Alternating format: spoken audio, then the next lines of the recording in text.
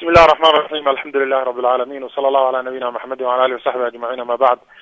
walaal maanta waxaan soo gabagabaynay heshiis muddo 6 bilood socday oo kasoo bilowday Yurub, Afrika ilaa Addis Ababa halkan hadda yimid xafladii ugu dambeysay oo maanta kasoo qayb galeen goobjoogayaal badan oo caalami ah oo EUda, IGAD, safaaradaha Addis Ababa jooga, meediyaha caalamiga, dad badan oo marti ah oo qurba joog iyo ururka UWLSLF iyo madaxda sarsare ee dawladda federaalka Ethiopia.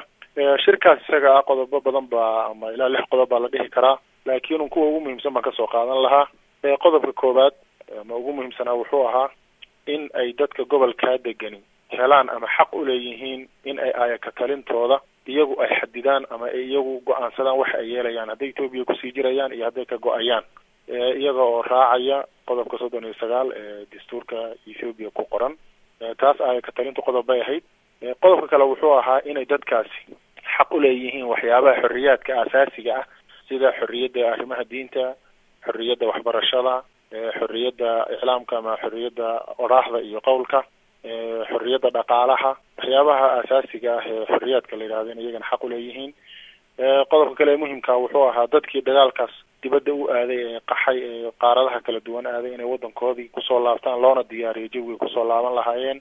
sidoo kale dadkii dagaalkaas ama dagaalamaya jabhadda ahaa maxay dagaalka muddada dheer ku maqnaa in ay wadankoodii kusoo laabtaan loona diyaariyo jawi ay ku noolaan karaan ama ay mujtamaca kula qabsan karaan. qodobada horeyba loo fuliyay laakiin ku qornaa waxaa kamid ah heshiiska maxaabiista siyaasiga in la sii daayo oo iyaga horey u dhacday shirka ka hor. umuurahaas ila weynaa qodobadan kala saxeexanay Ethiopia. Ibrahim, waxaad sheegtay dhowr arrimood oo ugu weyn tahay qodobka aayaka talinta, qodobka 39aad saa sheegtay. qodobkaasi waxaad moodaa inuu xasaasi yahay oo wixii markii horeba jabhaddii ONLF iyo dawladda Ethiopia ay ku kala tageen inay tahay. marka sidee kula muuqataa inay taasi u fulayso adiga ra'yigaaga? walaalo horta ONLF iyo Ethiopia waxay ku kala tageen iyo anaga waan kala duwanahay, laba kala urur baan nahay, aragtiyaduna waa kala duwan yihiin. anaga xagga qoriga iyo dagaalka uga horeynay ONLF mahantana waxaan isleenahay nabadda anaga uga horeyna waana qiimeyn 18 sano kadib aan qaadanay.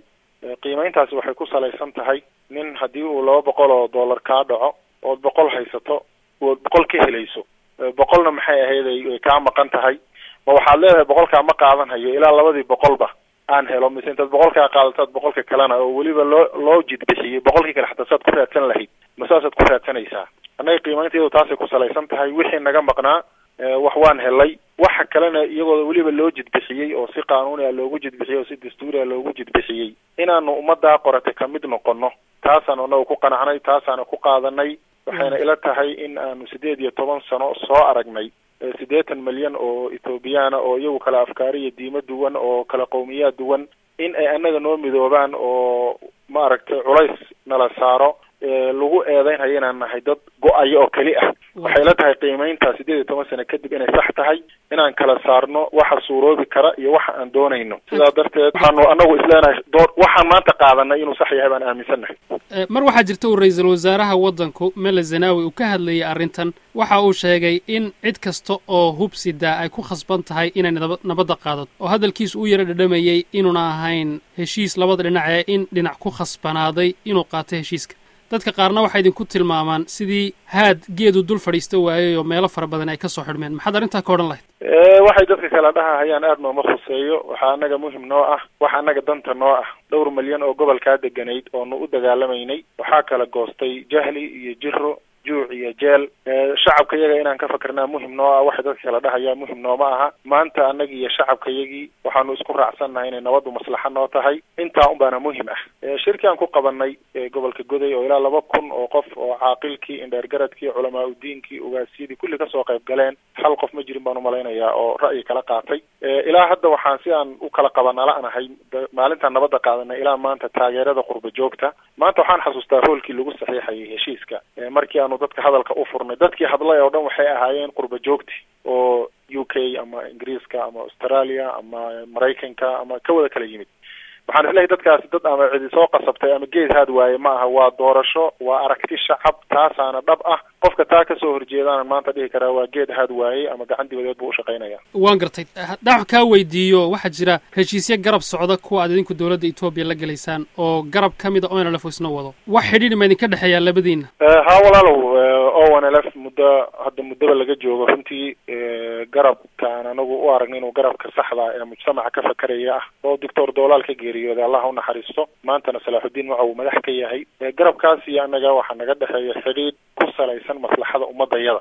ururkaas Salaaxudiin marka madaxda ka yahay oon isleenahay waa ONLFtii sharciga ahayd, waafaqsan maslaxada dadka iyo tooda xataa urur ahaan sharciyadiisa. wadahadalkay ku jiraan, way joogaan, wafdi weyn baa yimid oo hadda qabridahare dhagax buur jigjiga joogay, maantana waanu ku marti qaadnay hoolka, waa nala joogeen. waxaana rajaynayaa muddo aan ka badnayn maalmo kooban inay iyaguna heshiiskan oo kale iyo xafladan oo kale ay qaban doonaan. ugu dambayntii haddaan wax kaa weydiiyo, ururka UWSLF saraakiil fara badan ayaa ka tirsanayd oo dad miisaan siyaasadeed yeelan kara, xaggee dadkaasi ku dambayn doonaan? walaal, dadkaas waxay ku dambayn doonaan shacabka Soomaali galbeed meeshuu ku dambeeyo. waxaad tiri Soomaali galbeed, miyaad weli aaminsan tahay in dhulkaasi uu yahay Soomaali galbeed?